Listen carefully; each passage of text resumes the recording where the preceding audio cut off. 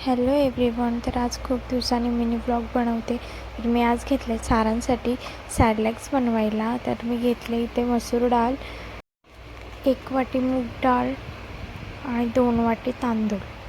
तर मी हे तांदूळ, मूग डाळ आणि मसूर डाळ 3 ते 4 वेळेला स्वच्छ पाण्यामध्ये धुवून चाळणीमध्ये पाणी काढत ठेवले. त्यानंतर मी एक मोठी प्लेटमध्ये यांना 2 तासापर्यंत सुकवत ठेवले. हे सगळं सुकतात तर तोपर्यंत मी काजू घेतले 1 वाटी, 1 वाटी बदाम घेतले आणि 1 वाटी अक्रोड घेतले. तर ते सुद्धा मी 2 वेळा पाण्यामध्ये स्वच्छ धुवून घेतले आणि ते पण चाळणीमध्ये पाणी काढत ठेवले. त्यानंतर मी सगळे रोस्ट करायला घेतले. जोपर्यंत कलर चेंज होऊन ब्राऊन होत नाही तोपर्यंत त्यांना चांगले कुरकुरीत भाजून घ्या. हे बघू शकता तुम्ही. ते सगळे भाजून झाल्यानंतर मी त्यांना थंड करीत ठेवले.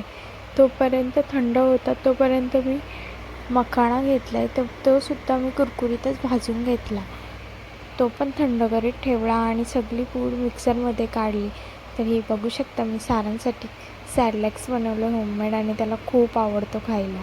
तो आवडीने रोज 3 टाईम हेच खातो आणि इतकं टेस्टी लागतो. सगळा टाकल्यावर कमी सॉल्ट आणि शुगरचा वापर अजिबात केला नाही.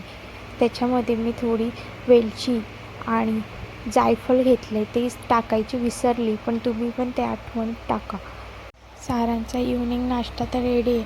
त्यानंतर मी बाहेर गेले तर बघते तर काय, पावसाचा खूप जोर होता. तर तुम्ही बघू शकता, पाऊस पण लवकरच येईल असा वाटतोय. इतका जोर केलेला, तर पूर्ण अंधार अंधार झालेला. तर भेटू आपण आपल्या दुसऱ्या ब्लॉगमध्ये. लाईक करा, शेअर करा आणि सबस्क्राईब करा. बेल भेटला तर नक्की व्हिडिओ